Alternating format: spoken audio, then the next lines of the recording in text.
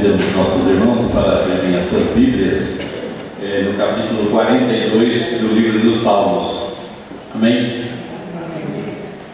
Como a corça suspira pelas correntes das águas, assim por ti, ó Deus, suspira a minha alma. A minha alma tem sede de Deus, do Deus vivo. Quando irei e me verei perante a face de Deus? As minhas lágrimas têm sido o meu alimento dia e noite, enquanto me dizem continuamente: o teu Deus onde está? Lembro destas coisas e dentro de mim se me derrama a alma, de como passava eu a multidão de povo e os guiava em procissão à casa de Deus, entre gritos de alegria e louvor, multidão em festa. Por que está batida a minha alma? Por que perturbas dentro de mim? Espera em Deus e ainda louvarei, a Ele meu auxílio e Deus meu. Sinto a batida dentro de mim, a minha alma. Lembro-me, portanto, de ti nas terras do Jordão e no monte do Hermon e no outeiro de Mizar. Um abismo chama outro abismo ao fragor das tuas catadupas. Todas as tuas ondas e vagas passaram sobre mim. Contudo, Deus, durante o dia, me concede a sua misericórdia, e à noite comigo está o seu cântico, uma oração ao Deus da minha vida. Digo a Deus, minha rocha, por que te olvidaste de mim? Por que hei de andar eu lamentando sob a opressão dos meus inimigos? Esmigalham-se os meus ossos, quando os meus adversários se insultam, dizendo: onde está o teu Deus? Por que estás abatida, ó minha alma? Por que perturbas dentro de mim? Espera em Deus, pois ainda o louvarei, a Ele, meu auxílio e Deus meu. Senhor Deus, nós pedimos que o Senhor mesmo esteja, Senhor, iluminando as nossas mentes e os nossos corações, para que esta palavra, Senhor, uma vez confiada ao teu servo no passado, possa, Senhor, fazer viva em nossos corações neste momento. Pedimos ao Pai que tu esteja, Senhor, derramando da tua graça e do teu amor sobre nós, em nome de Jesus, nosso Senhor. Amém. Não sei se os irmãos gostam desse salmo.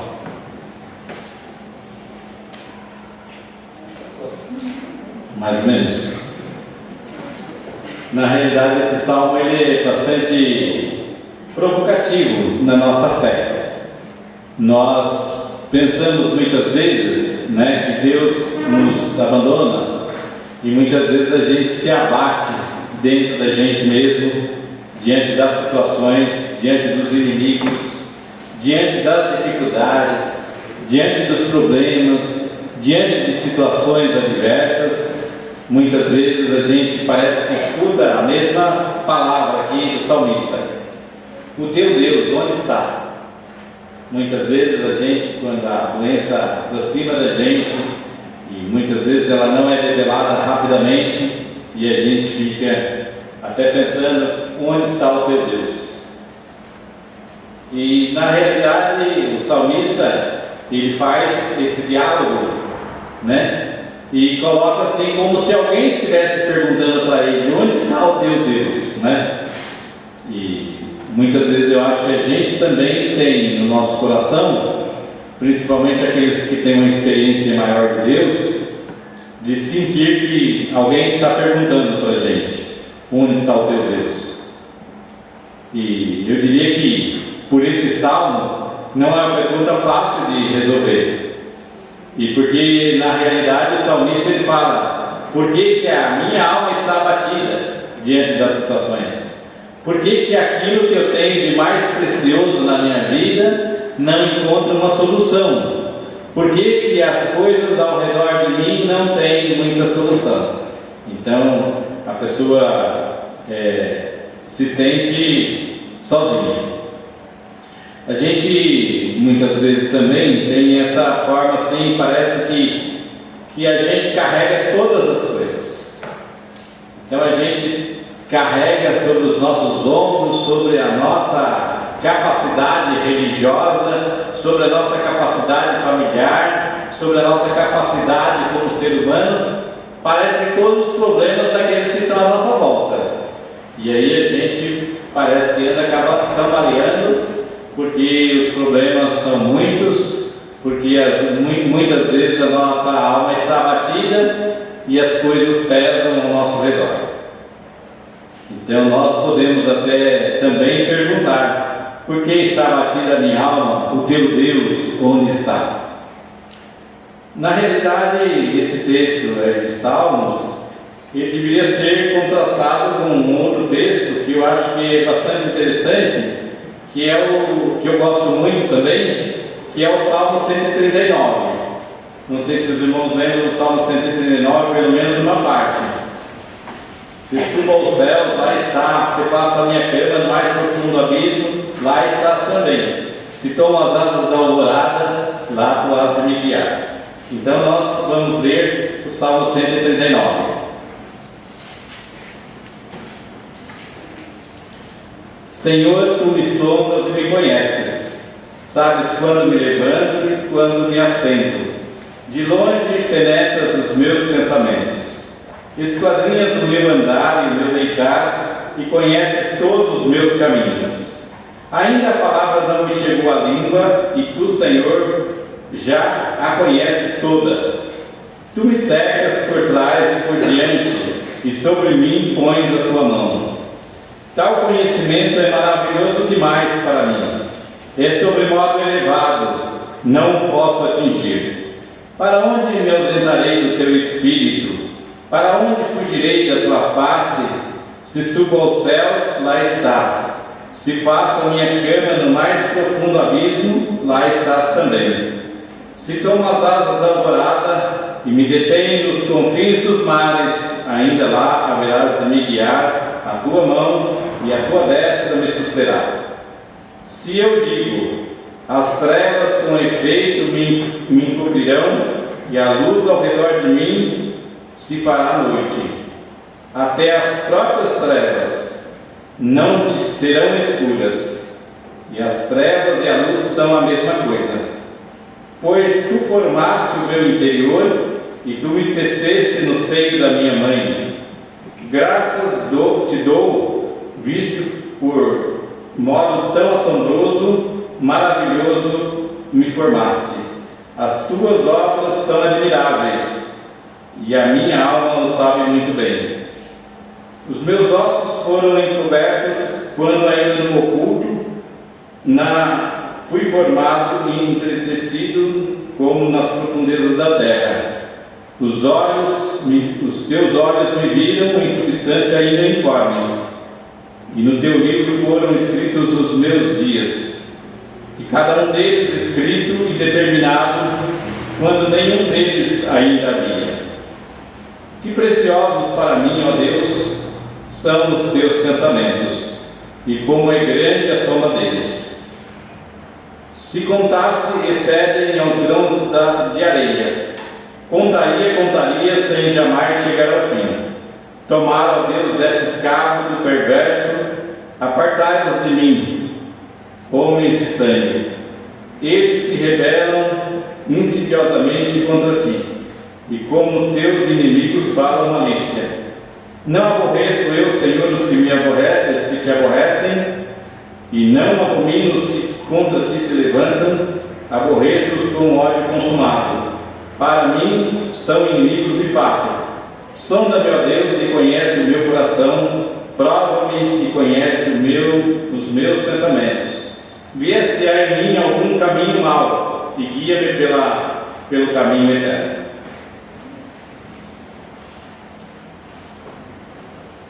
Os irmãos entendem o contraste, né? Neste primeiro salmo, o salmista está se sentindo sozinho. porém ele ainda conta com Deus. E nesse segundo, ele sabe que Deus está de toda forma junto com ele.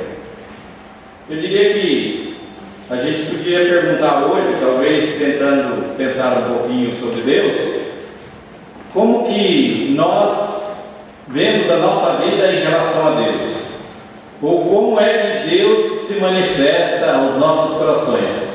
Qual é a nossa experiência de Deus na nossa vida como filhos de Deus? No caso do salmista, ele tem uma compreensão de Deus, que é um Deus que, mesmo que ele esteja triste, mesmo que ele esteja abatido, ele encontra as forças porque sabe que Deus está em todo lugar.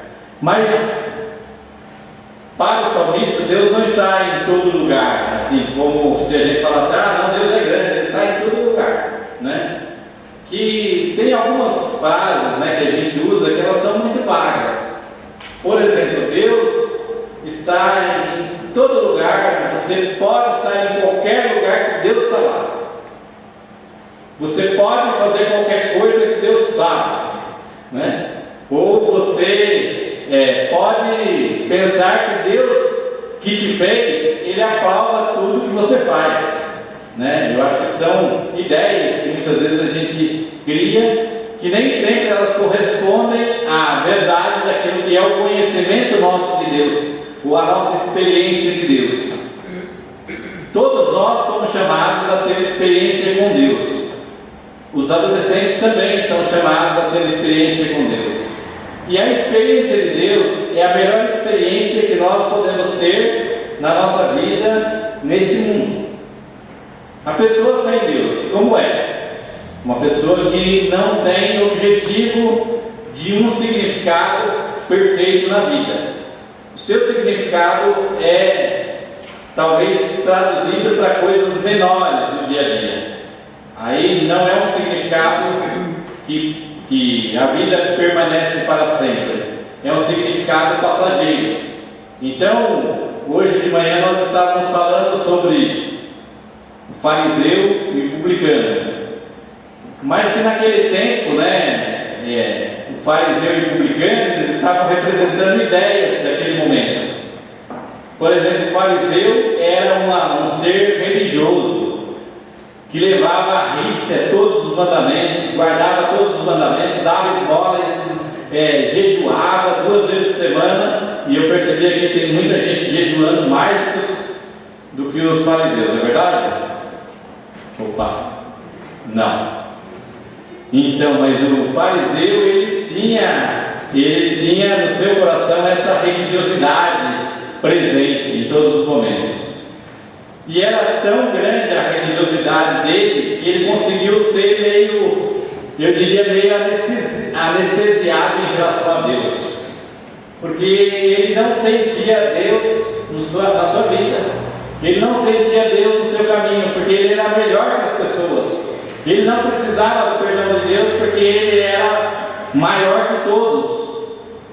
E nós dizemos assim, a nossa sociedade, em relação à nossa consciência e à nossa experiência de Deus, ela muitas vezes nos anestesia contra Deus. Nós somos muito ocupados, temos uma rotina de trabalho, e a gente, mesmo que a gente venha do interior para São Paulo, chega aqui a gente é da correria. Aí, se você quiser levar isso ao pé da letra, você pode ir a tudo do chá, na rua direita, e você vê que todos estão com pressa. Aí você fala assim, bom, todos têm o que fazer e estão atrasados. Aí se você fizesse a enquete, lá você ia perceber, não tem nada para fazer, né? Não vai fazer nada urgente, nenhuma coisa importante depois, tem o dia inteiro para chegar em casa, mas demonstra nos seus passos a corrida. Eu diria que nosso estilo de vida, essa nossa correria, nos impede muitas vezes de estarmos vivenciando a experiência de Deus no nosso dia a dia. Muitas vezes nós somos anestesiados de tal forma que todas as nossas atividades do dia têm mais importância do que Deus estar na nossa vida.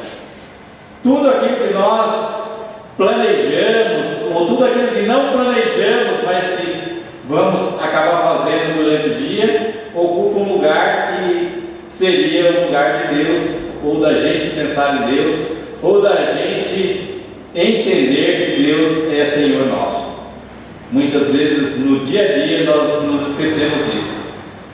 E o salmista, nos primeiros versos desse capítulo, ele diz assim: Senhor, tu me sondas e me conheces, sabes quando me assento e quando me levanto, de longe penetra os meus pensamentos, esquadrinhas o meu andar e o meu deitar, e conheces todos os meus caminhos. Ainda a palavra não me chegou à língua, e tu, Senhor, já conheces toda. Tu me cercas por trás e por diante, e sobre mim pões a tua mão. Então o salmista tem a experiência do Deus de todas as horas, do Deus de cada momento, do Deus de cada situação do dia a dia. Se tenho que fazer alguma coisa, Ele me conhece, Ele sonda o meu coração, Ele entende o que está passando no meu coração, Ele perscruta o mais profundo da minha alma e Ele penetra os meus pensamentos. Ele sabe quando eu penso, e quando eu penso coisas que não são de Deus, Ele sabe o que eu penso. Ele sabe quando eu penso coisas de Deus, e quando eu dedico a minha vida para Deus, ou quando, naquela parábola que nós falamos do fariseu e do publicano, quando eu estou cheio de Deus, farto de Deus, mas não é farto porque Deus tem me alimentado, não cabe Deus na minha vida. Eu estou cheio de outras coisas e Deus não está na minha vida. Mas a experiência do salmista, ele coloca Deus no cotidiano, em cada passo, em cada momento. Esquadrinhas o meu andar, esquadrinhar, pegar o esquadro e medir para onde vai, para onde vem, que ângulo que eu vou tomar da minha vida, se esse ângulo vai dar para a direita ou para a esquerda, se vai fazer 90 graus, se vai fazer 45 graus, ou se vai fazer 180 graus, que aí o ângulo se perde, não é, professor? Mas Deus sabe esquadrinhar o meu andar e o meu deitar. Então Ele acompanha todos os meus movimentos, Ele acompanha todas as minhas situações. Ele anda de tal forma que ainda a palavra não me chegou à língua e Ele já sabe, porque Ele está presente no dia a dia. Aí o salmista falou: bom, tem uma coisa, Ele me cerca por trás e por diante. Quer dizer, estou cercado por Deus. Deus, na minha experiência de Deus, eu estou cercado por Deus. Meus irmãos, é uma experiência interessante para a nossa vida, é uma experiência desafiadora para a nossa vida, que Deus entre em todos os passos nossos. Tem um livro antigo, que fala em seus passos que faria Jesus, Então, para que você pensasse em cada situação da sua vida, o que Deus ia fazer por você. Nesse caso, você tendo a experiência de que Deus está com você em todos os momentos, é uma experiência maravilhosa de que Deus não te abandona. Mesmo que a alma esteja abatida, mesmo que alguém esteja dizendo: teu Deus onde está? Os teus inimigos estão à tua porta, as dificuldades estão diante de você, você não consegue deixar, porque Deus está com você, porque Deus está no teu cotidiano. Deus tem a sua presença garantida em teus atos, Deus tem a presença garantida em tuas ações, Deus tem a presença garantida em tuas atividades, Deus tem a presença garantida nos teus pensamentos. Deus está presente no nosso dia a dia.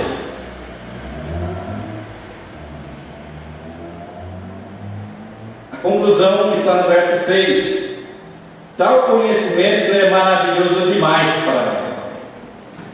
essa experiência de Deus, porque quando fala tal conhecimento é maravilhoso, a gente pensa que conhecimento é assim, eu sei que teoricamente Deus está em toda parte, por isso que eu falei, muitas vezes essa frase não tem muito efeito sobre a nossa vida, porque é um conhecimento teórico, é uma definição de que Deus é onipresente, é uma definição de que Deus está em todo lugar, mas a experiência do salmista é diferente.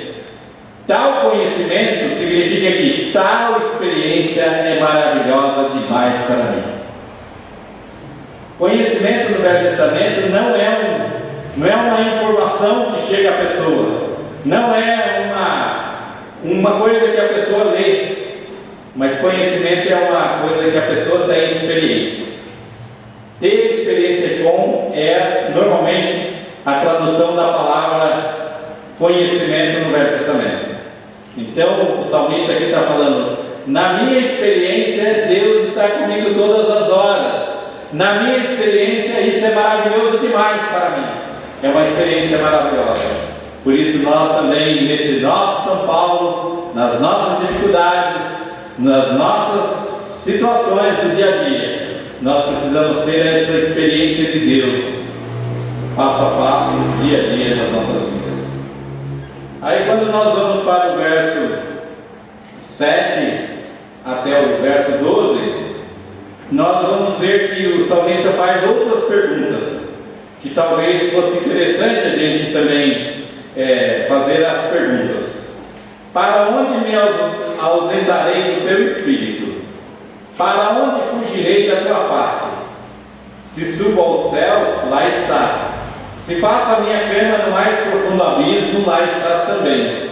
Se tomo as asas da alvorada e me detenho nos confins dos mares, ainda lá me haverás de guiar a tua mão e a tua destra me susterá. Se eu digo, as trevas com efeito me encobrirão e a luz ao redor de mim se para a noite, até as próprias trevas e a luz são a mesma coisa, pois tu me formaste no meu interior e teceste no seio da minha mãe. Então o salmista pergunta, se existe uma possibilidade de viver sem Deus, se existe uma possibilidade de estar nesse mundo, mas de vez em quando ele fala, não, agora eu estou num lugar onde eu consegui fugir de Deus, eu fiz a cama no mais profundo abismo, ou no mais alto dos céus, no cume do monte mais alto, e lá eu não consegui ter a experiência de Deus. Ele não consegue fazer isso. E aí ele fala que nessa situação, como se ele imaginasse também que este mundo um dia virasse tudo escuridão. Aí ele fala, mas se eu estou com Deus lá é a mesma coisa. A escuridão ou a luz e a escuridão para ti são as mesmas coisas. Então eu não vou ter esta experiência de estar desolado, distante das coisas, distante do mundo, fora do meu habitat, fora das minhas coisas, fora do meu espaço de vida, porque Deus ainda lá, Ele estará. E eu não consigo estar fora daquilo que é de Deus. Eu não consigo viver e ter um espaço que fala, não, nesse espaço quem domina sou eu, nesse espaço quem manda sou eu. O salmista chega à conclusão de que Deus é maior, Deus é maravilhoso, Deus é poderoso, Deus é Senhor de todos os nossos espaços, Deus é Senhor de todos os nossos caminhos, Deus é Senhor de toda a nossa vida, e Ele está lá. Onde quer que eu queira ir, Deus está. Onde quer que eu queira fugir até de Deus, Ele está. Mas não é, como falei, não é uma experiência de que Deus está em toda parte, é a onipresença de Deus, é uma experiência de que Deus está no seu coração, Deus está na sua vida, Deus está dentro dele. Por isso que as coisas, ele não consegue fugir de Deus. Onde ele for, Deus está. Onde ele for, Deus está com ele, dando da sua experiência, dando do seu poder, manifestando a sua glória, manifestando o seu amor, manifestando toda a majestade de Deus.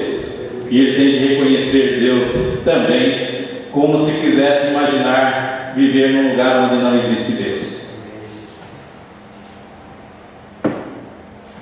Depois o salmista se recolhe no templo. Ele fala: bom, mas desde quando que é isso? Essa minha experiência com Deus é desde quando? Aí o verso 13 diz assim: eu fui formado no interior e me teceste no seio da minha mãe. Graças te dou, por modo assombrosamente maravilhoso como me formaste. As tuas obras são admiráveis. E eu volto no meu tempo e falo: bom, Deus começou a existir a partir de tal culto, a partir de tal experiência religiosa. Mas o salmista vai dizer: não, Deus já existia antes. Quando eu estava lá no ventre da minha mãe, informe lá, quando eu fazia ultrassom e ainda não me enxergavam, eu já estava lá e Deus já estava cuidando de mim. Amém, Jesus. Quando eu estava no profundo, me transformando em gente, crescendo, dividindo as células, se multiplicando as células, Deus estava presente. Porque Deus é maravilhoso demais, é um conhecimento admirável, as obras de Deus são grandes demais, não consigo entender tanta coisa maravilhosa do que Deus é na minha vida. Aleluia, Jesus. A experiência de Deus na nossa vida, temos que reconhecer esta presença maravilhosa de Deus. E quando nós reconhecermos Deus, mesmo no nosso coração, nós vamos ter a mesma experiência. Estávamos falando hoje também que uma coisa simples, né, que a gente acha que fala: não, nós conseguimos viver só em Deus. Eu te falo que Deus dá uma coisa para você que você não enxerga todos os dias.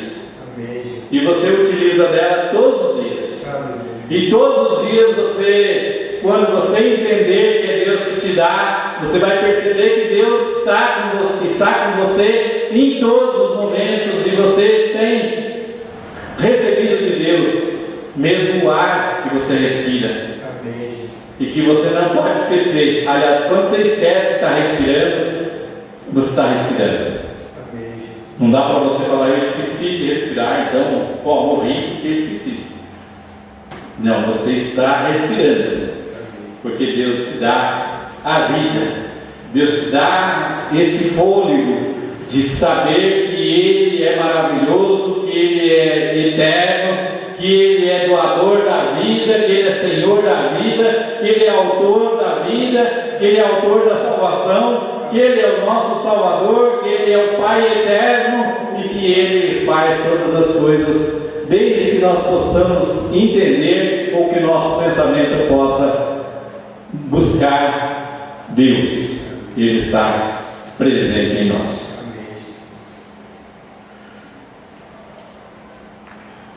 Na experiência do fariseu e do publicano, nós temos o publicano, que é um homem que era cobrador de impostos. E o cobrador de impostos naquele tempo lá, ele era um judeu que cobrava os impostos para o Império Romano. Então ele era um traidor dos patrícios. Então, em vez de cobrar o imposto dos judeus e falar: não, ficamos aqui entre nós, vamos fazer uma grande ação social entre amigos, né? Ele entregava e cobrava a mais para entregar ao Império Romano. E aí, este homem, ele se viu desprotegido pela lei, desprotegido pelos patrícios, desprotegidos pela conduta boa. E ele fala: Senhor, ai de mim, porque sou um pecador. Ser propício a mim, que sou um pecador. Muitas vezes nós temos que ter a experiência de Deus, não sentindo a arrogância de um fariseu, mas sentindo a humildade de um publicano, para que Deus esteja presente em todos os nossos pensamentos, em todas as nossas atitudes, em todas as nossas ações, em todo o nosso espaço, e em toda a nossa vida. Que Deus esteja aí dominando o nosso coração. Deus esteja no controle. Eu falei também de manhã uma coisa que eu acho que é interessante a gente repetir. A gente pode ser inteligente e fazer um boneco hoje, com sensores, tal, um robô que anda sozinho, que joga bola, que fala. E hoje nós temos até robôs professores, viu, professor? No Japão lá tem um robô que é professor, que a senhorinha lá entra na aula e dá a aula bonitinho lá. E os alunos podem conversar que não atrapalha. E aí ela dando aula lá, né, ela fala assim, não, mas quem inventou, ele está ultrapassado. Né? Quem inventou, ele já deu todo o poder para mim. Então nós podemos nos comparar com o robô mais inteligente que foi criado na face da Terra. E podemos até criar novos robôs. E aí só que o robô nunca vai dizer para a gente isso aí. Ou pode ser que um dia vai dizer. Mas a gente não pode dizer contra Deus. Porque Ele quem nos criou. Ele nos deu controles, sensores perspicazes para perceber a sua presença em todos os dias da nossa vida. Para ter a sua presença em todos os lugares do nosso mundo. Para termos a sua presença em todos os dias, em cada momento, em cada situação. Que Deus possa então abrir os nossos corações e os nossos olhos para fazer de nós seus servos e possamos servi-lo sempre com alegria e com dedicação. Deus nos abençoe.